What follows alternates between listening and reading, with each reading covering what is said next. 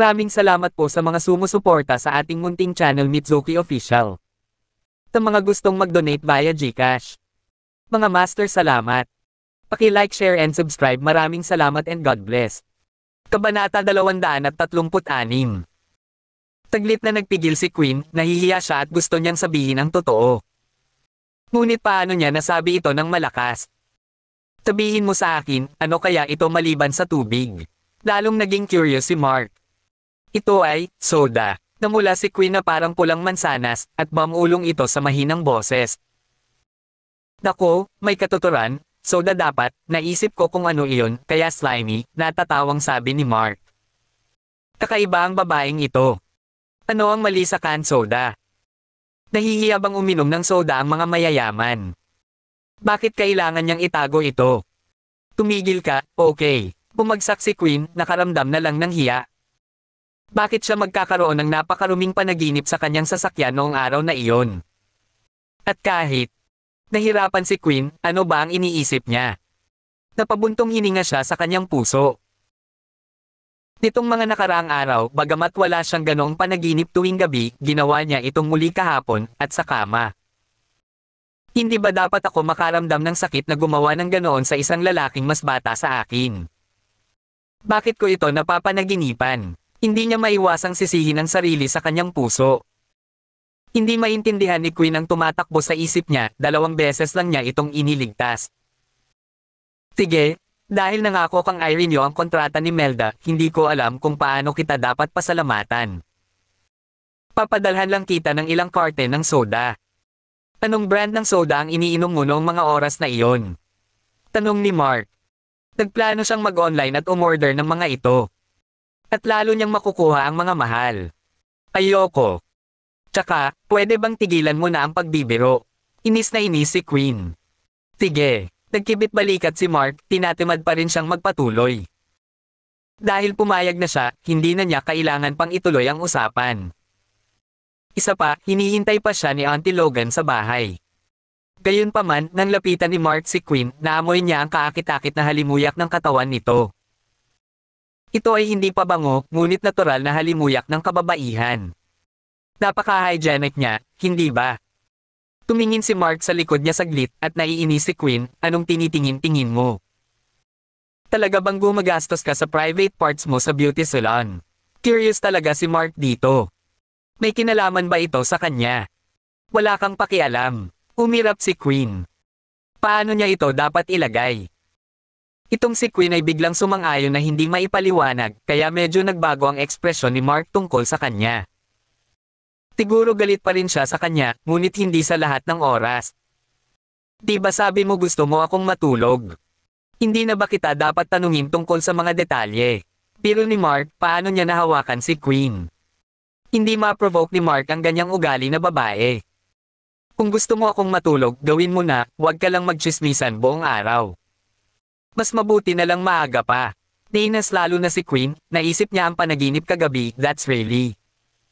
Why did she became so disgusting? Nakaramdam ng pagkadismaya si Queen sa kanyang sarili. Nag-iwas ng tingin si Mark sa kanya at sumakay sa kotse nang walang sabi-sabi. Nanlamig ang magagandang mata ni Queen habang nagsasalita, I'm warning you, don't ever bring up the water incident anymore. Sige, hindi na nagsalita si Mark. Nangako na siya na magre-renew siya ng kontrata, bakit niya uulitin ang ganitong walang kwentang bagay? Gayunpaman, ang amoy ay hindi masama. Mabango ito at may bahid pa ng bango ng simoy ng dagat. Anyway, napaka-espesyal noon. Tayang at hindi niya alam kung anong klaseng soda ang ininom niya ng mga oras na iyon. Ito ba ay isang bagong lasa? Bibili siya para sa kanyang sarili sa ibang araw.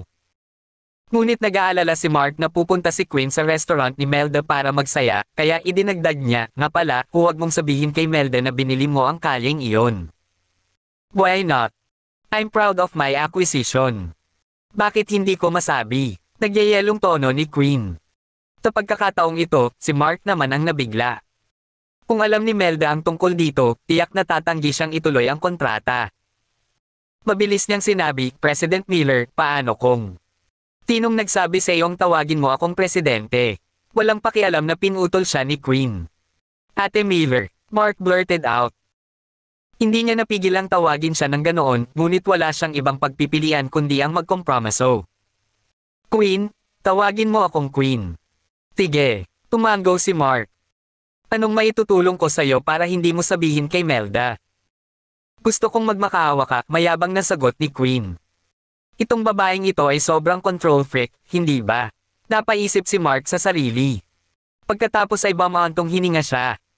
Fine, nakikiusap ako. Naisip ni Mark na gagawin niya ang anumang bagay na makapagpapasaya sa kanya at hindi na kailangang mag-away pa dahil nagmamadali siyang makita si Auntie Logan. Tanghali na noon. Siguradong gutom na si Auntie Logan. Tumingin si Queen sa kanyang mapangakit na mga mata. Kumunat ang noo ni Mark, nagtatanong, gusto mo bang lumuhad ako? Dati, kapag si Queen ay nasa hotel ng kanyang ina, pinilit niya itong lumuhad at humingi ng tawad. Malamang mababa ang tingin ng babaeng ito sa mga lalaki. Kung gusto mo, maanghang na sabi ni Queen, bahala ka. Gayunpaman, habang nagsasalita siya, ang kanyang mga labi ay pumulupot sa isang nakakalokong ngiti. Gusto niyang pretuhin na parang Reyna. Nina si Mark sa sinabi niya. Kaway niya, 2 beses na kitang nailigtas, pero bakit hindi ka lumuhad sa harapan ko? You didn't ask me ta. Minsan mo na lang akong samahan. Malumanay pa rin ang tono ni Queen. Kahit ano. Wala nang lakas si Mark para sumagot. Ano ang silbi ng pagluhod niya? Maaari rin siyang matulog sa kanya bilang kapalit. Tandaan mo ang ipinangako mo. Hindi dapat alam ni Melda ang tungkol dito, paalala ni Mark sa kanya.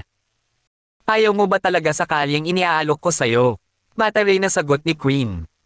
Hindi ko kailangan, sinabi niya. Ano ang gusto ni Mark sa kanya ng daan-daang milyong dolyar? At saka, nailigtas lang siya nito, hindi niya kailangang bayaran siya ng ganoon kalaking halaga.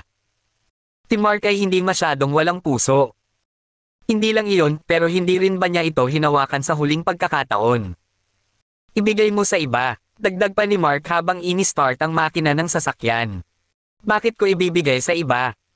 Kung nagmamakaawa ka, ibibigay ko. Gawin mo ito tulad ng pagmamakaawa mo sa akin kanina, sabi ni Queen sa kanya. Nasisiraan na ba siya ng bait ang babaeng ito? Bahagyang naiirite ang isip ni Mark. Tinabi ko na ayaw ko. Pagkatapos, inilibot lang ni Mark ang mga mata sa kanya at nagmaneho palayo. Nanliit ang magagandang mata ni Queen. Binuksan niya ang pinto ng kotse at sumakay sa sasakyan. Pag-ulong na tanong ng assistant sa driver's seat, President, napakasungit ng lalaking iyon. Kailangan mo ba akong magpadala ng taong bash sa kanya? Tinampal siya ni Queen, at mabilis na itikom ng bagong katulong ang kanyang bibig, alam niyang mali ang sinabi niya. Magmaneho. Napapikit si Queen at sinabi sa malamig na tono. Oo. Tumango ang bagong katulong at nagmaneho. Naisip ni Queen ang nangyari kanina. Nakiusap talaga siya. Hindi man lang namalaya ni Queen na nakangiti na siya. Interesting ang lalaking ito. Nang ilabas ni Mark ang sasakyan sa parking lot, tinawagan niya si Melda at sinabi sa kanya na i-renew ang kanyang kontrata. Lalong natuwa si Melda nang matanggap niya ang tawag na ito. Gusto niyang makipagkita kagad kay Mark, ngunit alam niya may iba pa itong gagawin. Salamat, si Melda ay nasa mabuting kalooban. Kung nasa harap niya si Mark, hahalikan niya ito dahil sobrang naantig siya at hindi niya mapigilan ang kanyang tuwa. No problem.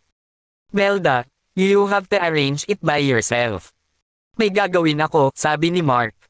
Sumagot si Melda, okay. Matapos ibaba ni Mark ang telepono, hindi mapakali si Melda. Malaki ang naitulong ni Mark sa kanya. Paano siya dapat magpasalamat sa kanya? Umupo siya at puno ng mga iniisip ang kanyang isipan. Pagkatapos niyang kumalma ay sinimulan na niyang ayusin ang mga gamit ng kanyang restaurant. Kapag wala siyang duty, halos gabi na, kaya mag-isa siyang nagmaneho pa uwi. Nang sumakay ng elevator si Melda sa itaas, nagkataon na nasagasaan niya si Mark. Hinatid niya si Auntie Logan sa hapon at kakabalik lang nila. Nakangiting parang teenager si Auntie Logan nang nakakasama niya si Mark sa hapon. At kanina pa wala sa mood si Mark dahil sa mga drug things nitong mga araw na ito. Pero kaninang hapon, iba ang nararamdaman niya, sa tuwing hahawakan niya ang kamay nito, nagiging wild ang mga iniisip ni Mark. Pero pinigilan niya ito. Si Auntie Logan iyon. Kasabay ng pag-istorbo ni Susan ilang araw na ang nakalipas, pinipigilan ni Mark ang kanyang galit. Sa oras na ito, nang makita si Melda, makati si Mark sa mga paa, ngunit hindi rin niya ito mahawakan. Sino ang nakatira sa bahay mo? Nagtataka si Melda. Tita Logan, Auntie Logan ko. Tita. Gama ng pakiramdam ni Melda. Akala niya ay babae ito ni Mark. Nang makita ni Melda ang mga mata ni Mark na nakatitig sa kanya, ngumiti siya, gusto mo. Napahiya si Mark. Napaisip nga siya, hindi nakinig ang katawan niya. Hindi niya alam na masyadong mabangis ang gamot ni Charlotte na naging dahilan para mawalan siya ng kontrol. Oo, si Mark ay hindi nang ahas na magsinungaling. Hindi na kailangang gawin iyon. Kahit na 2 beses na siyang tinulungan ni Melda. Ngunit ayaw ni Mark na tulungan siya ni Melda ngayon. Paano kung malaman ito ni Auntie Logan? Halika nga dito. Inaila ni Melda si Mark patungo sa kanyang bahay. Awkward na sinabi sa kanya ni Mark na ayaw niyang makita sila ni Auntie Logan at dapat nilang gawin ito sa susunod. Tumango si Melda at sinabing, okay. Bumaba si Mark ng elevator at umalis na parang tumatakas. Bahagyang ngumiti si Melda. Bumalik si Mark. Ang apoy sa puso niya ay sinindihan lang ni Melda. Binuksan niya ang pinto at pumasok. Nakita niya si Susan na nakaupo sa sofa na naka-shorts. Ang mga hita niya talaga. Sumulyap si Susan kay Mark at tahimik na bumalik sa kwarto niya. Nakahinga ng maluwag si Mark. Nakita niya mula sa siwang ng pinto ng banyo na bukas ang ilaw ng banyo. Sa pag-aakalang si Lilibet ay nasa loob, si Mark ay nasa sabik. Naisip niya, hindi ako magkakamali ngayon. Hininaan ni Mark ang boses at dahan-daang naglakad. Nilagay niya ang kamay niya sa lock ng pinto at marahang pinahihit iyon. Kabanata 237. Pinahihit ni Mark ang doorknob, madali itong nabuksan dahil hindi ito nakalock. Umiti si Mark at tahimik na binuksan ang pinto, pumasok. Nang makakita siya ng isang curvy figure sa banyo, paano kaya napigilan ni Mark ang kanyang sarili? Paano kung nasa bahay si Susan? Nagkaroon siya ng mga karanasan, at kababalik lang niya sa kanyang silid. Ibig sabihin ay naiintindihan niya ang sitwasyon. Kahit na gumawa sila ng anumang ingay, alam niyang hindi ito papansinin. Tahimik na hinubad ni Mark ang kanyang damit pagkatapos ay hinaila ang mga kortina ng shower at pumasok sa bathtub. Ngunit, may daing sa sakit. Natigilan si Mark dahil ang figure sa harap niya ay nanginginig, natatakot, at napatahimik sa takot. Nakaharap ang likod niya sa sarili niya at hindi siya naglakas loob na lumingon. Ito ay, Oy, Hobby, nakauwi ka na ba? Boses ni Lilibet ang nanggaling sa labas ng banyo. Narinig ni Lilibet ang tunog ng pagbukas ng pinto kaya lumabas na siya ng kwarto niya. Nagulat si Mark at halos umalis na ang kanyang kaluluwa sa kanyang sisidlan. Kung ang taong nauna sa kanya ay hindi si Lilibet, kung gayon sino ito? Ano ang nangyayari? Nanginginig ang boses ni Mark habang nagtatanong, ikaw. Napaangat ang ulo ng ginang. Natarante si Mark nang makita ang mukha nito at napabulalas siya sa puso, it's Queen Ai. Holy shit, anong ginagawa niya dito? Si Mark ay labis na natulala. Ibinaba niya ang kanyang ulo at nakita niyang may dugo sa sahig. Biglang tumahimik ang banyo.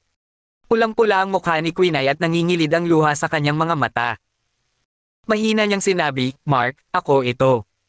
Noong naliligo siya kanina, bigla siyang nakaramdam ng matinding sakit. Tama iyon. Paglabas niya sa trabaho noong araw na iyon, nakita niyang naglilipat ng mga gamit si Lilibet, kaya sinabi niyang pupunta siya para tulungan si Lilibet na maibalik ang mga gamit. Inihain na ni Lilibet ang kanyang kape. Ngunit dahil ginugol niya ang lahat ng kanyang lakas sa paglipat ng mga bagay, hindi niya nahawakan ng matatag ang tasa ng kape at natapon niya ito sa kanyang sarili. Medyo mainit ang inumin, pero okay lang dahil sando lang niya ang nadumihan. Gayunpaman, ito ay nasa harap ng kanyang dibdib. Nabahiran iyon. Hindi siya makalis sa itsura niya.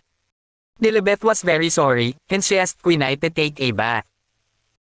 Anyway, may extra siyang damit na pwede niyang ipahiram sa kanya, kaya pinalitan niya si Queen Ai. Gayunpaman, kakapasok lang ni Queen Ai sa banyo at maliligo na sana habang si Lilibet naman ay pumunta sa kwarto para maghanap ng ekstrang damit para sa kanya, pumasok si Mark. Nagulat si Mark. Naguguluhan si Lilibet.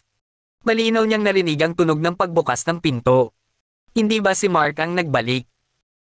Nag-aalinlangan siyang nagtanong kay Susan, akala ko ba narinig kong pumasok ang asawa ko? Sa banyo, kumakabog ng husto ang puso ni Mark. Kung matuklasan sila ni Lilibeth, hindi niya maipaliwanag ng malinaw at tiyak na madidismaya siya. Pero dapat bang malaman ni Mark na si Queen ay ang nandito sa halip na si Lilibeth? Kahit bugbugin siya, hinding-hindi niya gagawin iyon kasama si Queen ay sa bahay ni Lilibeth. Lumabas si Susan at hindi nakita si Mark. Siyempre, alam niya kung saan pumunta si Mark. Napabuntong hininga siya. Bakit hindi tinanong ng lalaking iyon kung sino ang nasa banyo bago pumasok? Tinulyapan niya ang banyo at sumagot, hindi, ako iyon. Tinapon ko ang basura. Tumanggaw si Lilibeth. Hindi nakakagulat na narinig niya ang tunog ng pagbukas ng pinto. Kinuha ni Lilibeth ang mga damit sa kanyang kamay papunta sa pinto at sinabing, Quinay, ako na ang magdadala ng mga damit. MS. Polan, huwag kang pumasok. Natakot din si Quinay. Nang marinig ni Mark ang sinabi ni Susan kanina, nakahinga siya ng maluwag. Ngunit ngayon ay papasok na si Lilibeth. Isang kurtina lang ang banyong ito. Kung pumasok siya, siguradong makikita niya siya, hindi ba? Nahihiya ka ba? Okay lang. Babae din ako. Bubuksan ko ang pinto at iiwan ang mga damit sa lababo, saka ako aalis. Ngumiti si Lilibeth at pinahihit niya ang doorknob. Halos lumundag ang puso ni Mark sa bibig niya. Agad siyang lumuhad sa bathtub at tumingin sa dugo sa ilalim ng paa ni Quinay. Biglang nakonsensya si Mark. Babae pa siya pero dahil sa kanya kanina naging babae siya. Huwag na teacher. Pakiiwan ang damit mo sa pinto. Ako na mismo ang magdadala. Nakita ni Quinay ang mga damit ni Mark sa lupa at kung pumasok si Lilibeth siguradong makikita niya ito. Well, okay then. I won't come in. Iwan ko sa pinto. Ikaw na mag-isa. Ngumiti si Lilibeth at tumigil sa pagbukas ng pinto. Iniwan niya ang kanyang damit sa may pintuan. Pinatay ni Quinay ang shower at hinaila si Mark mula sa kanyang nakayukong poster. Nang makitang puno ng guilt si Mark, umiling si Quinay at sinabing, okay lang. Pero, first time mo. Napabuntong hininga si Mark. Oh no, anong ginawa niya? Okay lang. Manahimik ka na lang. Masama kung may narinig si MS. Polan. Lalabas ako para kunin ang mga damit, sabi ni Quinay.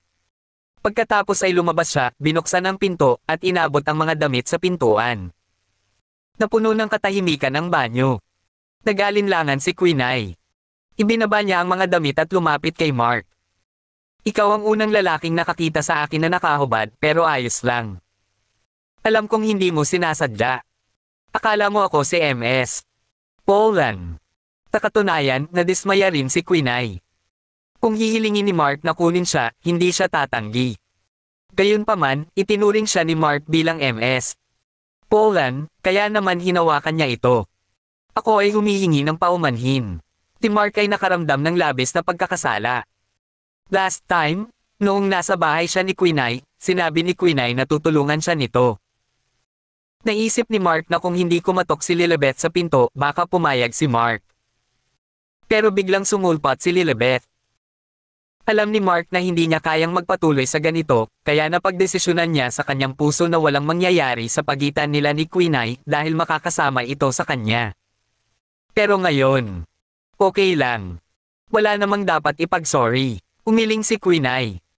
Binuksan niya ang gripo, hinugasan ng dugo, at handa nang magsuot ng damit. Pero nang makita niyang nakatayo pa rin si Mark sa tabi niya, lumapit siya at sinabing, tapos na. Okay lang. Kung ano ang tapos, tapos na. Nagulat si Susan. Bakit hindi pa siya lumalabas? Ginawa ba niya ito doon kasama siya? Iniisip ni Susan kung dapat ba niyang sabihin kay Lilibeth, ngunit alam niyang may gusto si Lilibeth kay Mark. Kung sasabihin niya sa kanya, hindi ba siya malulungkot? Lilibeth, pasok ka. May sasabihin ako sa'yo, sabi ni Susan.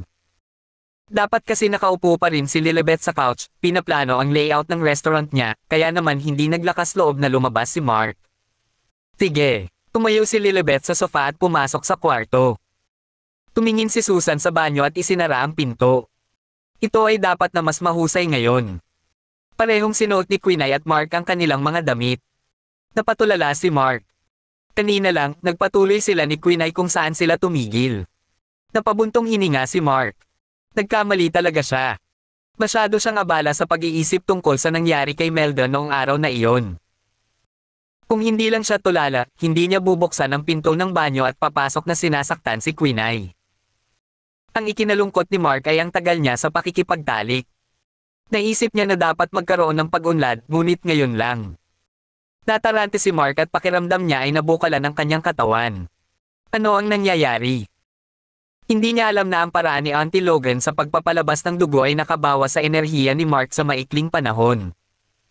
Nawala ang dating sports effect at mas mahina siya. Siyempre, hindi ito maaaring magkaroon ng anumang epekto. Tila walang lakas si Mark na para bang nilalamig siya. Mark, lalabas muna ako, bulong ni Queen ay. Lumapit si Mark sa kanya at sinabing, Did L. Ano? Hindi maintindihan ni Queen ay ang ibig sabihin ni Mark. Masyadong nahiya si Mark na magpatuloy. Tinakpin ni Queen ay ang bibig at ngumiti.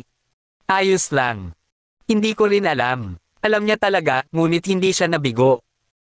Iyon ay dahil noong siya ay nasa paaralan, narinig niya ang mga kasama sa silid na nag-uusap tungkol sa parehong bagay. Siya ay may pangkalahatang pag-unawa sa oras. Si Mark ay normal. Hindi pinaghinalaan ni Queen ay ang lalaking kakakuha lang ng kanyang virginity. Kaya naman, iyon ang dahilan kung bakit siya nagkakaganito. Napabuntong hininga si Mark habang iniisip, what's going on? I plan to give Lilibet the best of myself. Wag mo na masyadong isipin, okay? You were good. Aalis na ako, sabi ni Queen ay. Binuksan niya ang pinto at nakita niyang wala si Lilibet sa sala. Nakahinga siya ng maluwag at ibinalik ang tingin kay Mark. Siyempre, lumabas agad si Mark. Kinuha ni Queen ay ang damit niya at sinundan siya ni Mark sa pinto. Binuksan ni Queen ay ang pinto at sinabing, MS. Polan, uuwi na ako. Tumakbo palabas si Mark. Sa pagkakataong ito, lumabas si Lilibet sa silid at sinabing, sinabi ko sa iyo na maghahapunan tayo. Bakit ang aga mong babalik? Nasa bahay ang ate ko, sagot ni Queen ay. Then, I'll fetch your sister and we'll have dinner together. Kung hindi dahil sa tulong mo ngayon, pagod na ako. Sabi ni Lilibet. Magalang na pagtanggi ni Queen ay, ayos lang, MS. Polan. Babalik ako mag-isa. Fine, I'll send you. It's the least I can do. Sabi ni Lilibet sabay kuha ng susi at lumabas ng pinto. Tapos, nakita niya si Mark. Nagulat siya at nagtanong, Mark, umuwi ka na. Nakonsensya si Mark at tumango. Oo, ako nga. Naisip niya, hindi ko talaga kayang harapin si Lilibet. I did that kind of thing in her room last time, and I did it again today. I have gone overboard. Mark, pasok ka muna. Kailangan kong pauwiin si Queen ay. Sabi ni Lilibet habang palabas ng kwarto. Sabi ni Mark, Honey, bakit hindi mo ako pinadala sa kanya? Kabanata 238. Parehong sinaktan ni Mark sina Queen ay at Lilibet. Paano niya hahayaan si Lilibet na paalisin si Queen ay? Sige, hihintayin kita sa bahay. Queen ay, papauwiin ka na ni Mark. Tumango si Lilibet. Sige, sabi ni Queen ay. Bumaba sina Mark at Queen ay. Sumakay si Queen ay sa kotse at pagkatapos ay hinatid siya ni Mark pabalik sa kanyang bahay. Sa loob ng sasakyan, hindi umimik ang dalawa. Pagdating nila sa pwesto niya, nagpasalamat si Queen ay. Hindi napigil ang sabihin ni Mark, sabihin mo sa akin kung kailangan mo ng anumang tulong sa susunod. Seryoso si Mark. Ngayon pa lang, first time nilang gawin ito, kaya gustong bumawi ni Mark sa kanya. Mark, okay lang. I mean it, tiniyak niya sa kanya. Umiling si Queen ay at sinabi sa sarili, aksidente ang nangyari ngayon. Ayokong gumawa si Mark ng kahit ano para sa akin dahil lang dito. Tinadya ko rin ang sinabi ko. Sabi ni Mark sa kanya at bumantong hininga. Ang isang lalaki ay dapat maging responsable. Na-touch naman si Queen ay. Sige, pinuksan niya ang pinto ng sasakyan at lumabas ng sasakyan. Tinundan siya ni Mark dahil gusto niyang iakyat si Queen ay. May nagawa siya mali at hindi niya alam ang mararamdaman. Hindi kasi niya inaasahan na kukunin niya si Queen ay. Noon, nasa private room si Melda at maaaring kunin siya ni Mark. Ngunit para sa kapakanan ni Lilibet, nagpigil siya. Si Queen, kahit nakakainis, ang ganda talaga ng figure niya. Si Mark ay maaaring natulog din sa kanya. Nandyan din sina Charlotte, Sarah. Maaaring gawin ito ni Mark sa lahat ng babaeng ito, ngunit naisip niyang masasaktan nito si Lilibeth kaya pinipigilan niya ang kanyang sarili sa lahat ng oras. Gayunpaman, hindi niya inaasahan na ganoon pala siya ka-impulsive noong araw na iyon. May ginawa pa siyang makakasakit kay Lilibeth. Napabuntong hininga si Mark. Ihahatid na kita. Lumapit si Mark. No, MS. Polen wouldn't know about it. You should go back now. Disappointed daw si Quinay. Siyempre, gusto niyang ihatid siya nito sa itaas. Tumango si Mark. Masyado nang matagal mula nang umalis sila at mag-aalala at maghahinala si Lilibeth. Hindi alam ni Mark kung ano ang mangyayari kapag nalaman ito ni Lilibeth. Sumakay si Mark sa kotse at pinaandar ito. Tinagmasdan ni Quinay ang sasakyan ni Mark. Nabigo siya at umakyat sa itaas. Nasasaktan pa rin siya. Bumalik si Mark at sumakay ng elevator papunta sa pinto. Sa hindi inaasahang pagkakataon, nabangga ni Mark si Susan. Malamig ang ekspresyon ng mukha niya. Pumasok si Mark sa pagitan ng kanyang buntot. Alam ni Susan na nasa banyo siya kanina at pinagtatakpan pa siya nito. Paano mo kayang harapin si Lilibeth pagkatapos ng ginawa mo? Medyo nagalit si Susan. Pumasok na siya sa banyo at nakita niya ang patak ng dugo sa lupa. Isa siyang karanasang babae. Paanong hindi niya malalaman kung anong uri ng dugo iyon? Nag-sex ba kayo ni Quinay dyan? Sabihin mo sa akin ang totoo. Nakita ko ang dugo. Don't tell me na sugatan mo ang sarili mo dahil hindi ako maniniwala. Tinitigan ni Susan si Mark. Nag-aalala si Mark. Hindi niya inaasahan na makikita ito ni Susan. Kadugo siguro ni Quinay. Kailangang pumasok ni Mark at linisin ang kalat. Hindi niya dapat hayaang malaman ni Lilibeth ang tungkol dito. I have helped you to clean up the mess. Hindi ka ba naaawa kay Lilibeth? I lied for you just now, but I didn't expect you would be so shameless. Galit na galit si Susan. Napabuntong hininga si Mark at sinabi niya sa kanya, we had done it moments after I entered the bathroom. When I discovered that she was not Lilibeth, it was already too late. Kumunat ang noo ni Susan sa kanyang paliwanag at nagtanong, gaano ka nakatagal nagtitimpi? Masyadong nahiya si Mark na magsabi ng kahit ano. Napatingin si Susan kay Mark pataas at pababa. Hindi pa ba kayo ni Lilibeth nagagawa? Umiling si Mark at sinabing, sinira mo ito sa huling pagkakataon noong gagawin natin ito. Nagalit si Susan. You guys could have still continued. Bakit? Natakot ba kayo na lapitan ko kayo? Napahiya si Mark. Tama iyon. Alam ni Susan ang lahat dahil siya ay isang babae na maraming karanasan. Titingnan ko kung paano mo ipapaliwanag kay Lilibeth.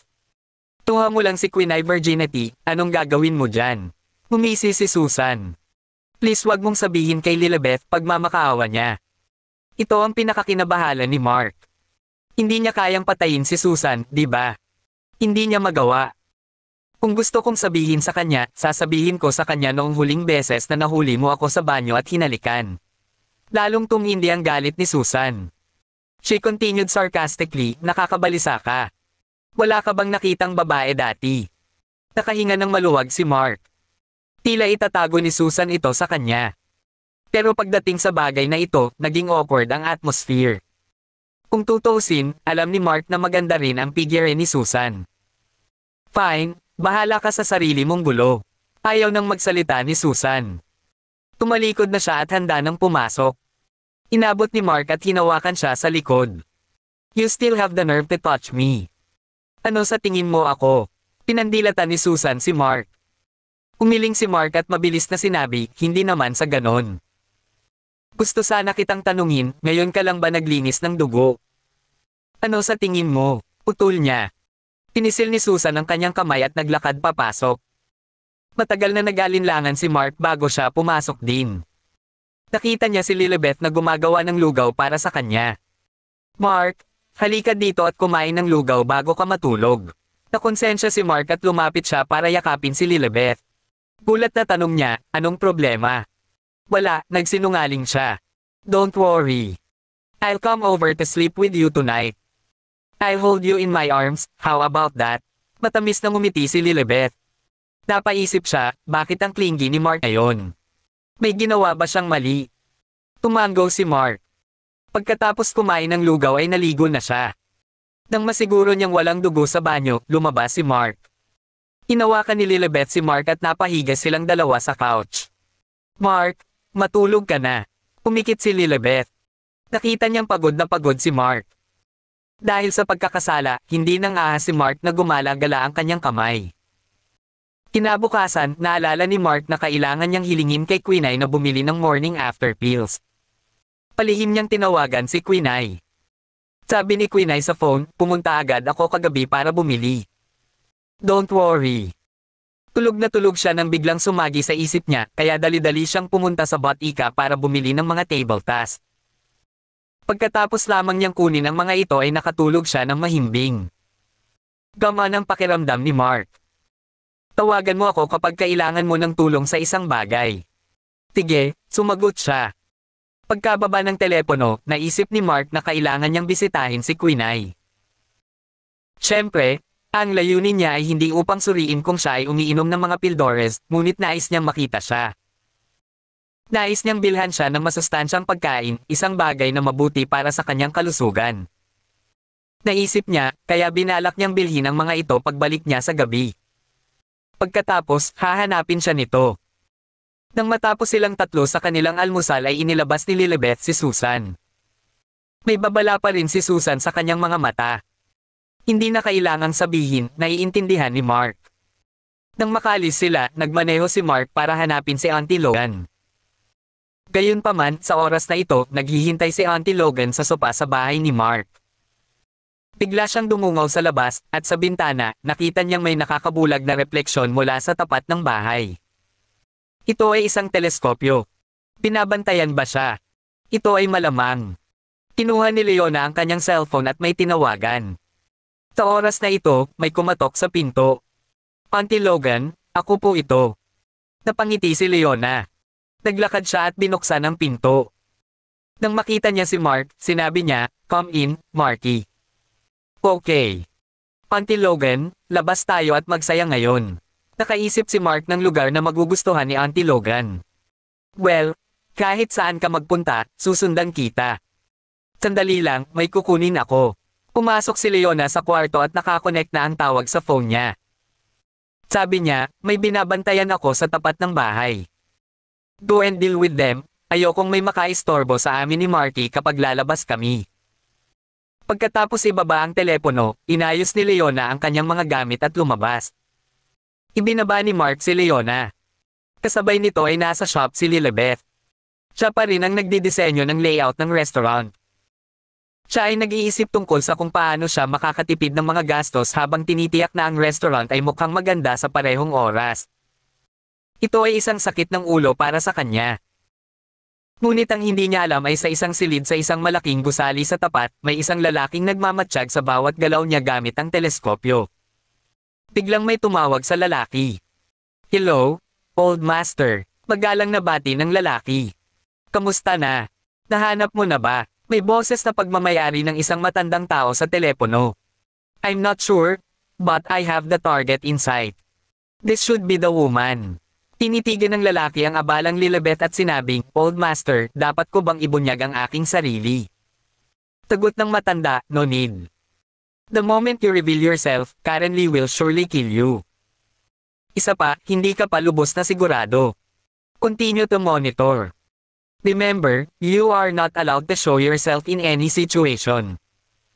Otherwise, tiyak na malalaman ni Karen. Older master, ganoon ba kalakas si Karen Lee? Nagdududa ang lalaki habang nagtatanong. Di ba babae lang siya?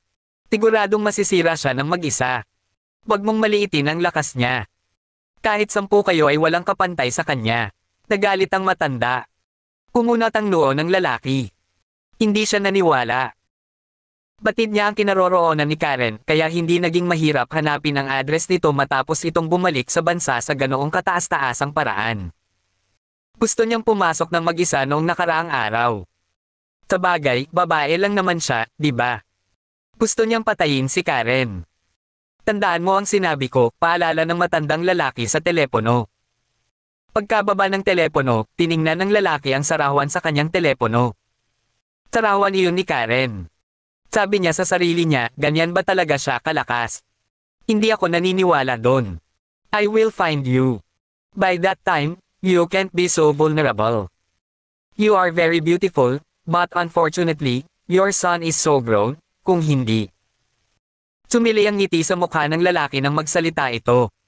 Nagpatuloy siya sa pagtitig kay Lilibeth. Miss, ikaw ba yung taong hinahanap ko? Kabanata 239. Nakatingin pa rin si Lilibeth sa layout ng shop. Anong problema mo? Biglang naging curious si Susan dahil biglang napatingin si Lilibeth sa direksyon ng residential building sa tapat. Pakiramdam ko may nakatingin sa akin. Kakaiba ang pakiramdam ni Lilibeth, naramdaman niyang parang may nag-e-espiya sa kanya. It's not surprising. You have such a good figure. Kung ako ay lalaki, sinusundan kita araw-araw. Look at your butt. Iniabot ni Susan ang kanyang kamay at tinapik si Lilibeth sa likod. Naiinggit siya kay Lilibeth bilang isang babae. Napakaganda ng figure ni Lilibeth na talagang naiinggit siya sa kanyang nababanat na balat. Inilibot ni Lilibeth ang kanyang mga mata kay Susan. Ilang sandali niyang tinitigan ang gusali ngunit wala siyang nakita. Ito ay dapat na ang kanyang imahinasyon ay tumatakbo ng ligaw. Tigilan mo ang paglalako mo. Seryoso si Lilibeth. Paulit-ulit niyang kumukuha ng litrato si Susan na para bang adik sa mga ito. Ginawa niyo ba ni Mark kagabi? Tanong ni Susan. Hindi, siya ay pagod na pagod kamakailan. Namula si Lilibeth at sumagot. Pagod. Siyempre siya. Kahapon siya, sabi ni Susan.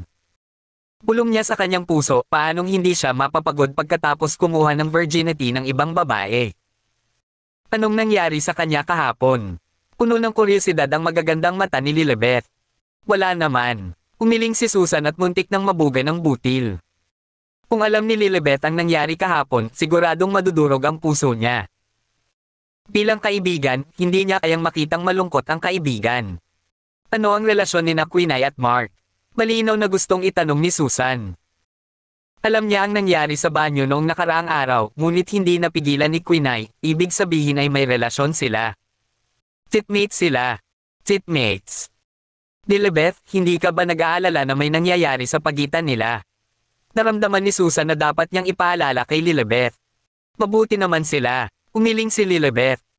Alam niyang magkatabi sila sa paaralan, ngunit matagal na silang walang ginagawang hindi nararapat.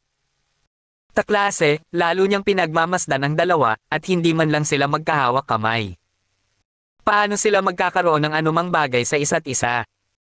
Walang duda na magkaibigan lang sila o di kaya, magkaklase lang. Napabuntong hininga si Susan sa kanyang puso.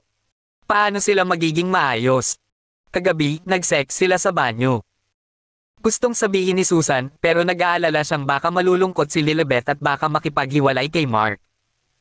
Tiyak na hindi niya magagawa iyon. Dahil halatang mahal na mahal ni Lilibeth si Mark kaya naman tinawag niya itong asawa kapag nasa bahay sila. I don't like Quinay Carson. Don't ask her to come to our house in the future. Napapaalala lang ni Susan na kahit papaano ay hindi magagawa ni Quinay ang ganoong bagay sa bahay ni Lilibeth. Pero gusto ko si Quinay. Umiling si Lilibeth. Kilala niya ang ugali ni Quinay at napakabuting babae. Sa mga estudyanteng tinuruan niya, isa si Quinay sa mga paborito niya. Pakiramdam ni Susan ay walang magawa. Masyadong mabait si Lilibeth. Well, Lilibeth, ikaw na ang magdedesisyon. Nagugutom na ako. Pero kuha na tayo ng pagkain.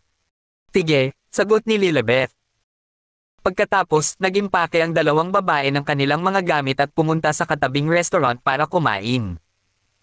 Tita Logan, may bumabagabag ba sa iyo?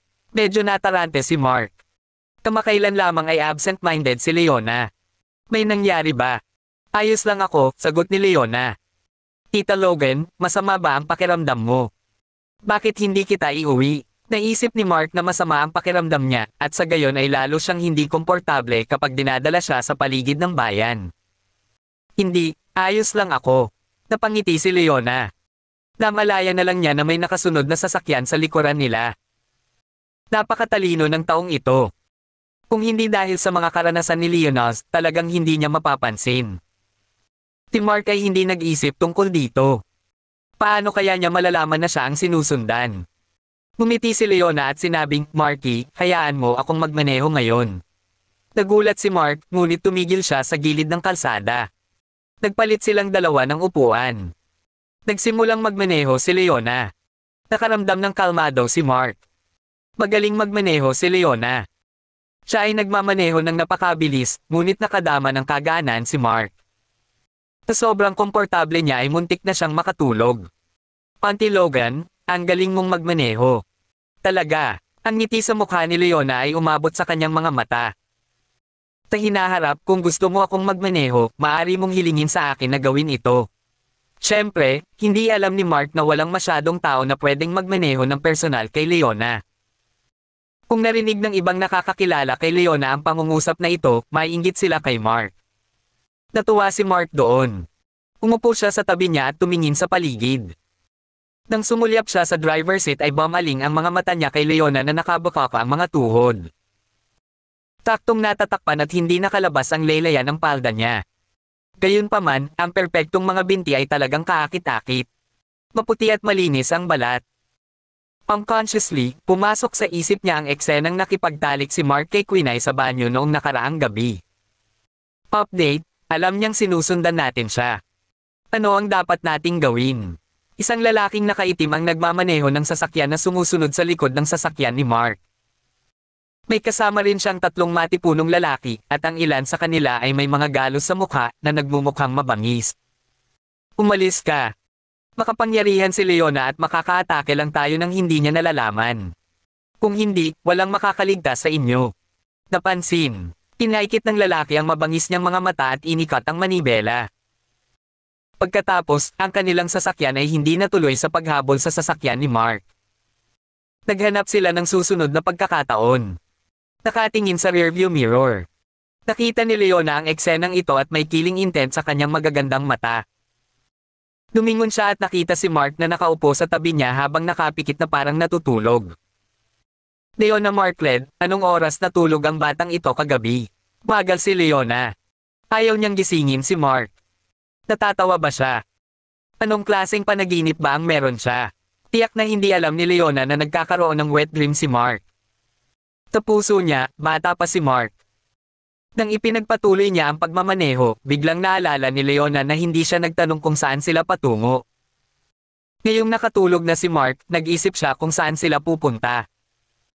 Lumibot ang magagandang mata ni Leona sa paligid at napaisip.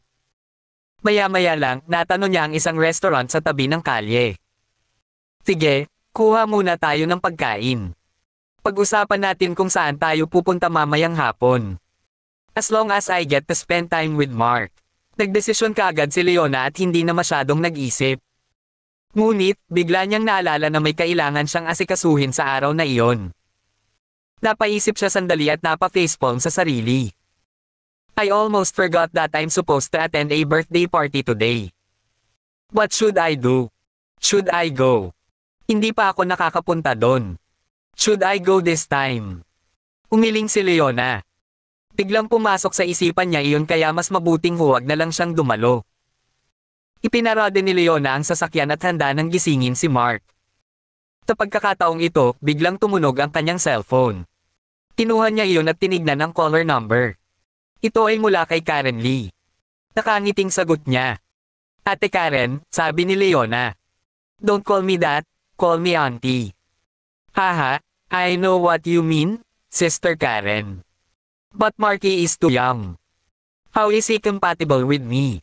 Nilinggan ni Leona si Mark na natutulog. Nang makita niyang naglalaway si Mark, napahagalpak siya ng tawa. Kumuha siya ng tissue at marahang pinunasan ang laway ni Mark.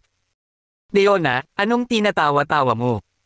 Tinapanood ko si Marky na naglalaway.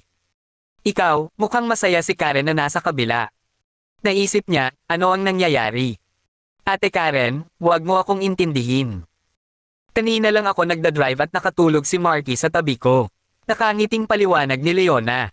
Well, let me ask you, wala ka bang interes sa anak ko? Tanong ni Karen. Hindi, masyado pang bata si Marky. Hindi siya bagay sa akin, ulit ni Leona. Sa paningin niya, bata pa lang si Mark dahil medyo malawak ang agwat ng edad nila. Sige, Medyo nadismaya si Karen, pero nagpatuloy siya, nagpapaparty ang kaibigan mo sa hotel ko. Pupunta ka ba? Anong pagkakataon? Naalala na lang ni Leona na nagpiparty nga pala ang kaibigan niya sa hotel ni Karen. Nag-alinlangan si Leona. Dapat ba siyang dumalo? Pero, gusto niya talagang dalhan siya ni Mark ng mga tambayan.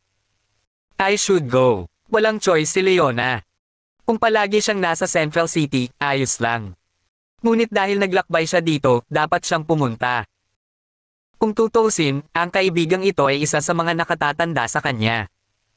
Sige, isama mo ang anak ko. Oo nga pala, wala namang ginagawang hindi nararapat si Marky nitong mga araw na ito, di ba? Nag-aalala si Karen dito. Maamo at maganda si Leona, at nag-alinlangan siyang mapaglabanan ng kanyang anak ang tukso. Ate Karen, masyado kang maraming iniisip. Ano kayang gagawin sa akin ni Marky? Napangiti si Leona.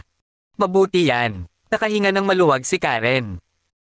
Hindi niya gustong pretuhin ng anak si Leona nang hindi naaangkop kapag hindi pa sigurado ang dalawa sa pagsasama. Hindi ito tama. Pwede kayong dalawa mamayang gabi, dagdag pa ni Karen. Sige, sagot ni Leona. Pagkatapos, natapos ang tawag. Nandito na tayo, Marky. Tere na at kumain muna. Marahang ginaising ni Leona si Mark. Dapat ay dito na sila magtanghalian habang papunta sila sa party mamayang gabi. Sa kanyang tawag, inikat ni Mark ang kanyang ulo ng malabo at bumalik sa kanyang pagtulog. Masyadong maamo si Leona. Paano kaya nagising si Mark? Pumalaklak si Leona at sinabing, Marky, gising na. Honey, stop calling me. I'll kiss you. Please let me sleep for a while more. Mark mumbled at saka binigyan ng halik si Leona. Kabanata 240. Natigilan si Leona nang makita niyang hinalikan ni Mark ang pisngi niya, pagkatapos ay sumandal siya sa upuan, kumikit at natulog. Natigilan siya ng ilang segundo at saka siya nagpakawala ng tawa. Itong bata. Bakit tulog pa? Marky, wake up. Niyugyug ni Leona ang natutulog na frame ni Mark sa pagtatangkang gisingin siya. Iminulat ni Mark ang kanyang mga mata. Nang makita niyang si Leona ang tumatawag sa kanya, umiling siya para kalmayan ang sarili. Tita Logan, nakarating na ba tayo? Oo. Kumain muna tayo, saka tayo pupunta sa hotel ng mama mo mamayang hapon. Nakangiting sabi ni Leona.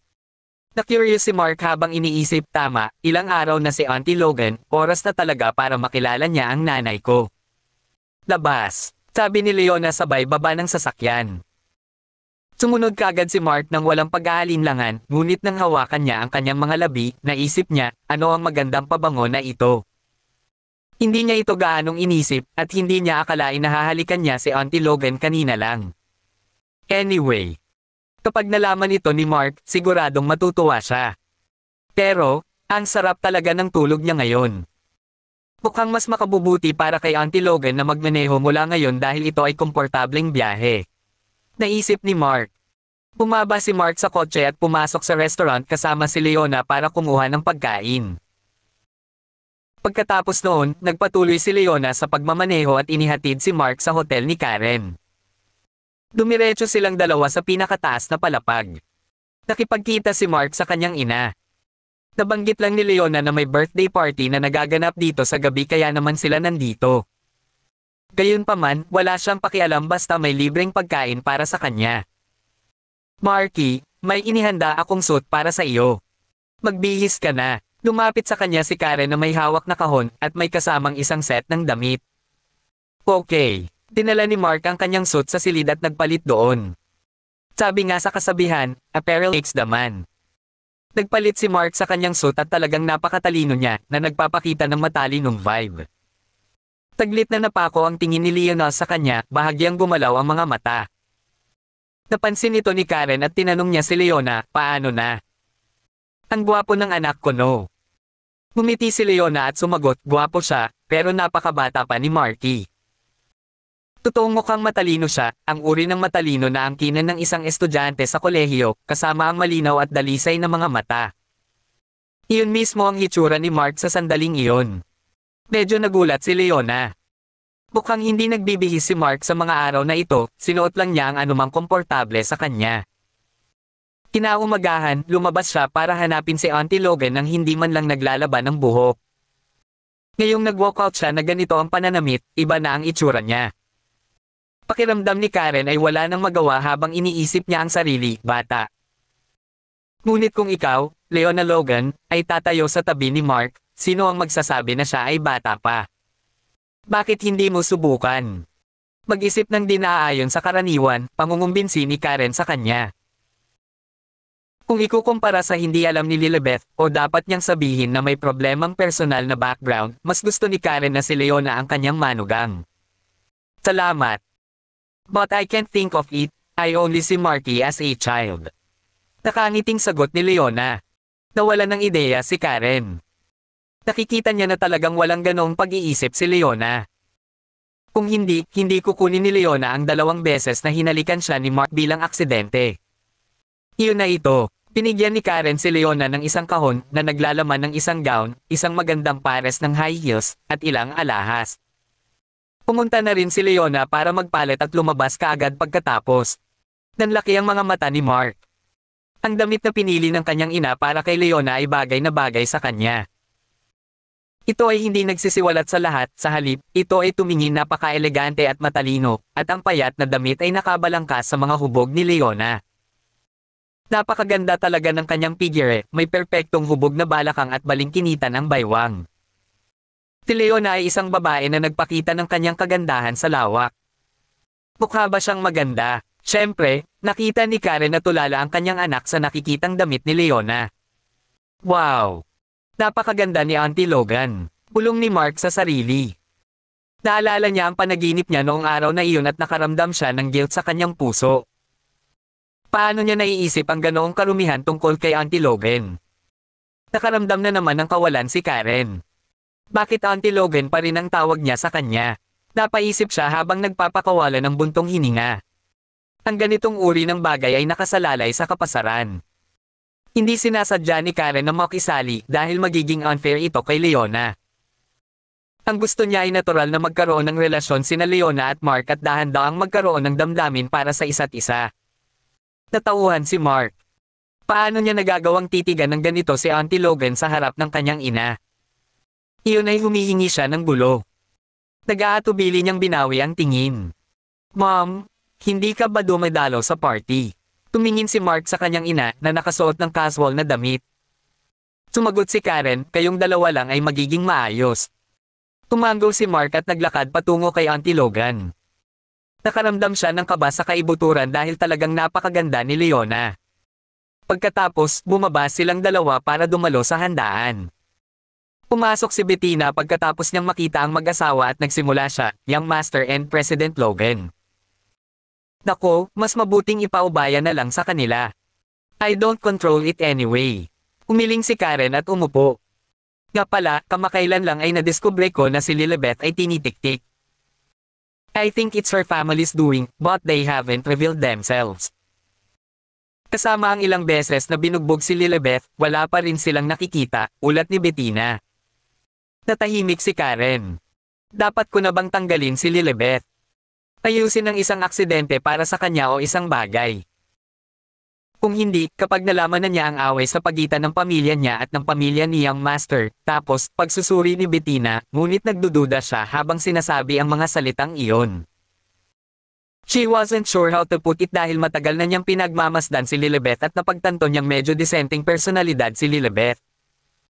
Sa katunayan, kung walang problema sa kanyang background, siya ay magiging isang magandang bagay para kay Mark. Umiling si Karen at sinabing, hindi. Huwag mong gawin yan. May mga isyu nga si Lilibeth, ngunit wala siyang ginawang masama kay Marky pagkatapos ng maraming taon. It's not her choice for her family background to be like this, kaya nahihirapan na siya. Hayaan mo na lang siya. Hindi gusto ni Karen na magkasama sina Lilibeth at Mark, pero ayaw din niya makialam sa kanilang relasyon. Ang kanyang saloobin sa bagay na ito ay hayaan ang kalikasan na kunin ang landas nito. Okay, tumango si Bettina. But do I need to deal with the person that has been monitoring Lilibeth? Hindi na kailangang gawin iyon sa ngayon. Hindi muna natin kailangang alertuhan ang kalaban. Sabi ni Karen habang umiiling. Pero, nahirapang magsalita si Bettina. Pero ano? Tanong ni Karen. May mga sarawan ka sa mobile phone ng lalaking iyon at natuklasan ni Bettina na madalas na kinukuha ng lalaking ito ang mga sarawan at tinitingnan ang mga ito ng may napakalambing na ngiti. Paanong hindi niya alam ang iniisip ng lalaking iyon? Pinaikit ni Karen ang kanyang mga mata.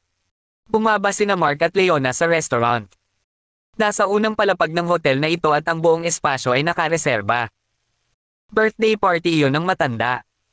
Hindi na pinansin ni Mark kung sino iyon, pumunta siya para lang kumain. Tita Logan, doon tayo umupo. Nakita ni Mark ang isang table sa isang bakanting sulok.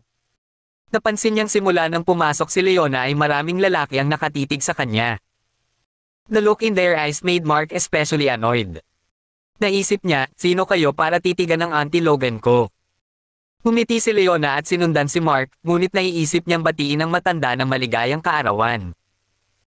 Nagsalita siya, Marky, may upuan ka. Pupunta ako at mustahin ang lalaking iyon. Tumango si Mark. Habang pinagmamasdan niya si Leona na naglalakad papunta sa crowd ay nawala ang tensyon sa kanyang puso.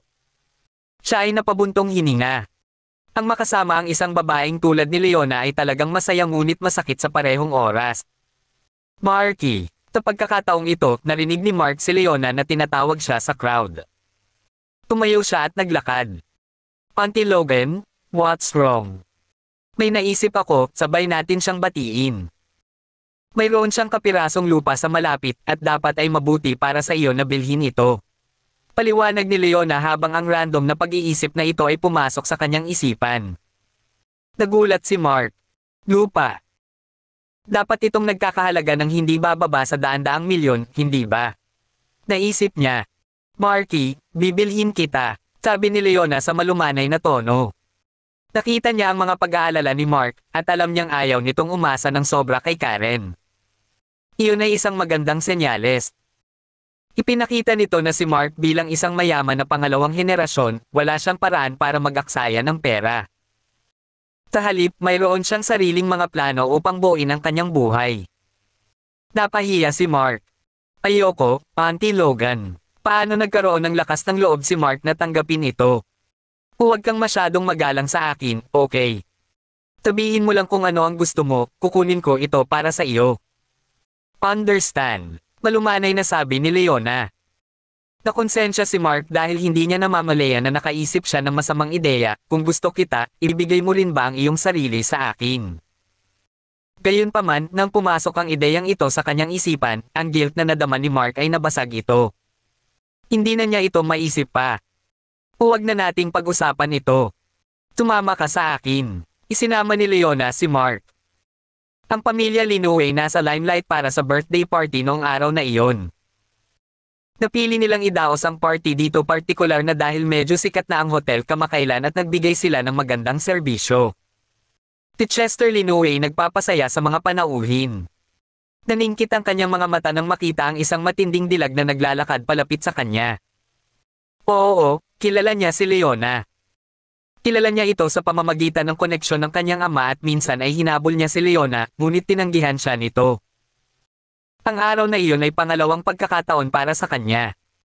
Lumapit si Chester at malugod siyang tinanggap, President Logan, hindi ko inaasahan na magpapakita ka ngayon. Nasa loob ang tatay ko. Pagkatapos mong. Napakunot ang noo niya nang makitang may kasamang lalaki si Leona na may kabaitan. Napuno ng selos ang kanyang puso at naisip niya, how dare you, Leona?